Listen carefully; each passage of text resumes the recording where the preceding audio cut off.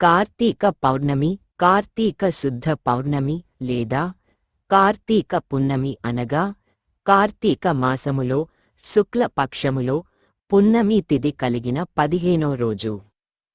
కార్తీక మాసములో పౌర్ణమి రోజు చాలా పవిత్రమైనదిగా భావిస్తారు. ఈ కార్తీక పౌర్ణమి అనేది హారులకు అత్యంత ప్రీతికరమైన మాసం. అన్ని మాసాల్లోనూ కార్తీక మాసానికి ఒక ప్రత్యేకత కలిగినది అని వేదాలు, పురాణాలు చెబుతున్నాయి. శివునికి, విష్ణువునకు ఇద్దరికీ ఎంతో ఇష్టమైన మాసం కావున మానవాళికి వారిద్దరిని కొలిచి తరిస్తే వారి శుభ అనుగ్రహం పొందడానికి తగిన మాసమని, దీనికి ఎంతో ప్రాశస్త్యం కలిగినది అని పురాణాలు తెలుపుతున్నాయి. ఈ మాసంలో ప్రతి దినమూ పవిత్రమైనదే. సోమవారాలు, 2 ఏకాదశులు, శుద్ధ ద్వాదశి, పౌర్ణమి దినాలు ఒకదానికంటే మరొకటి అధిక ప్రభావవంతమైనవి. నెల రోజులు చేసే కృత్యాల ఫలితం ఒక ఎత్తు, పౌర్ణమి నాటి కృత్యాల ఫలితం మరొక ఎత్తు. అందువల్ల అనేక వ్రతాలు, పూజలు, కృత్యాలకు, దైవారాధనకు అత్యంత ప్రాధాన్యం ఇవ్వాలని పురాణాలు వివరిస్తున్నాయి. కార్తీక మాసములో వచ్చే పౌర్ణమి అత్యంత మహిమాన్వితమైనదని పురాణాలు చెబుతున్నాయి. ఈ పౌర్ణమి రోజున శివాలయాల్లో రుద్రాభిషేకం చేయించిన వారికి సకల సంపదలు దరిచేరుతాయి. ఇందులో భాగంగా మహాన్యాసక పూర్వక రుద్రాభిషేకం, ఏకాదశ రుద్రాభిషేకాలను చేయించినట్లయితే కోటి జన్మల పుణ్యఫలం ప్రాప్తిస్తుందని విశ్వాసం. అంతేకాకుండా పౌర్ణమి రోజున కేదారేశ్వర వ్రతమును చేసినట్లయితే శుభం చేకూరుతుంది.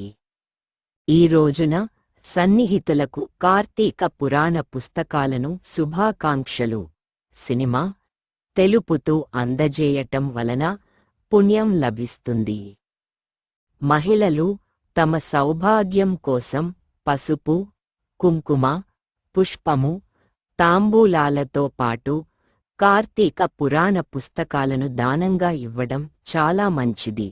ఇంకా దేవాలయాల్లో సహస్రలింగార్చన, మహాలింగార్చనలు చేసిన వారికి సర్వశుభాలు ప్రాప్తిస్తాయని పురాణ వచనం. ఏ నది తనకు దగ్గరలో ఉంటే ఆ నదిలో ప్రాతకాలమున స్నానము చేయవలయును. ఒకవేళ నదులు అందుబాటులో లేనప్పుడు నూతి దగ్గరగాని, చెరువునందుగాని స్నానము చేయవచ్చును.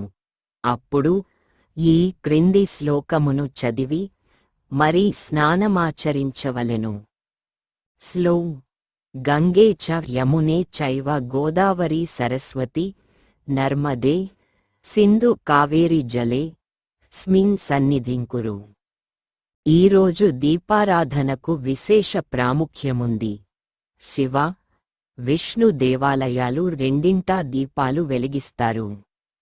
విష్ణు ఆలయాల్లో గోపురం మీద, ధ్వజస్తంభం ఎదుట, తులసికోట దగ్గర, దేవుడి సన్నిధిలోనూ, ప్రమిదల్లో, ఉసిరికాయల మీద, బియ్యం పిండితో చేసిన ప్రమీదలలో దీపాలు వెలిగించాలి.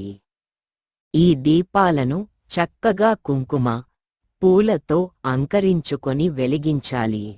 శివాలయాల్లో ధ్వజస్తంభం మీద నందాదీపం పేరుతో అఖండ దీపాన్ని, ఆకాశదీపం పేరుతో ఎత్తైన ప్రదేశాల్లో భరిణలతో, కుండలు, లోహపాత్రలతో తయారుచేసి వేలాడదీస్తారు.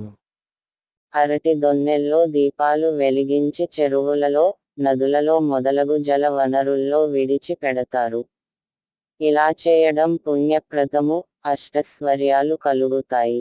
వైజ్ఞానిక పరంగా ఆలోచించి చూడగా ఈ కార్తీక దీపాలను వెలిగించే అనేక దీపాల వల్ల వాటి నుంచి వచ్చే వాయువుల వల్ల వాతావరణంలో కాలుష్యాన్ని తగ్గించి వాతావరణ శుద్ధి అవుతుంది. తద్వారా మనకు ఆరోగ్యం చేకూరుతుంది.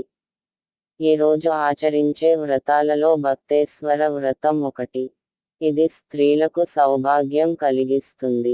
భక్తురాలి కోరికను మన్నించి వరాలిచ్చే వ్రతం కాబట్టి దీనికి పేరు. పురాణ కథ.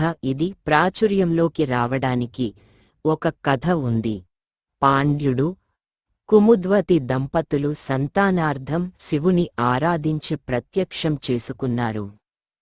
వారు చేసిన ఆరాధనలోని చిన్న లోపం వల్ల సరైన వరం ఇవ్వదలచుకోలేదట శివుడు. అందుకే అల్పాయుష్కుడు, అతిమేధావి అయిన కొడుకు కావాలా, పూర్ణాయుష్కురాలు, విధవ అయిన కుమార్తె కావాలా అని అడిగితే కుమారుణ్ణే కోరుకున్నారా దంపతులు.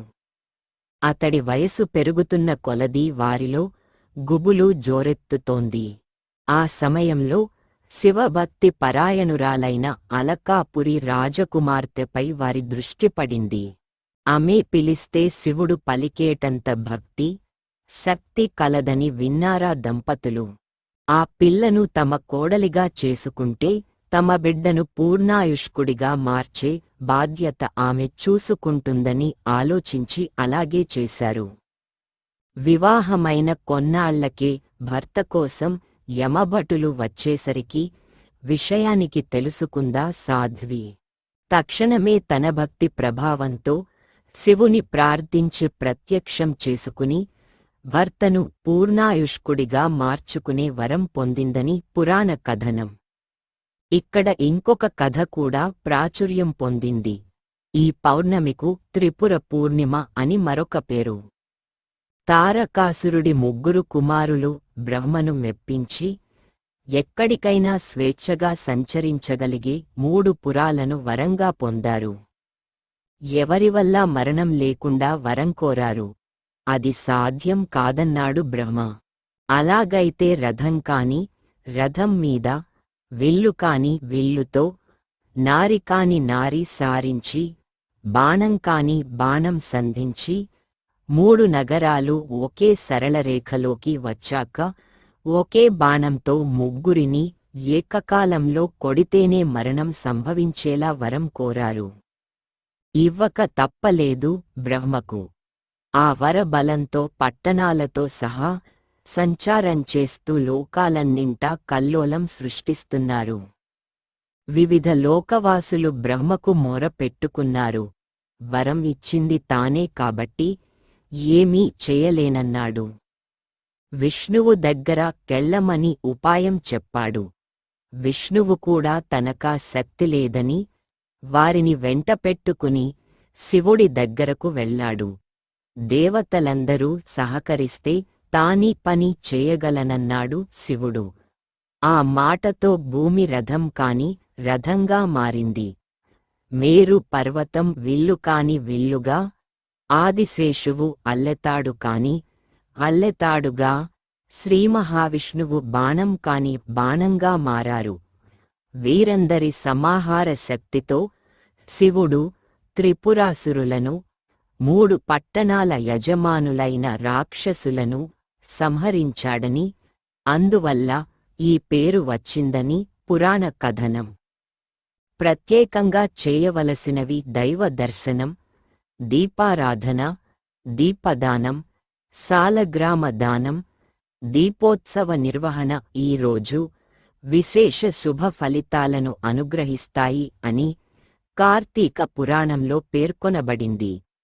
ఎవరి శక్తి సామర్థ్యాలను బట్టి హరిహారులను సేవించి వారి కారుణ కటాక్షాలు పొందుతారు. వీరిని ఎంత నిష్ఠతో తరిస్తే అంత శుభఫలితాలు ఉంటాయి.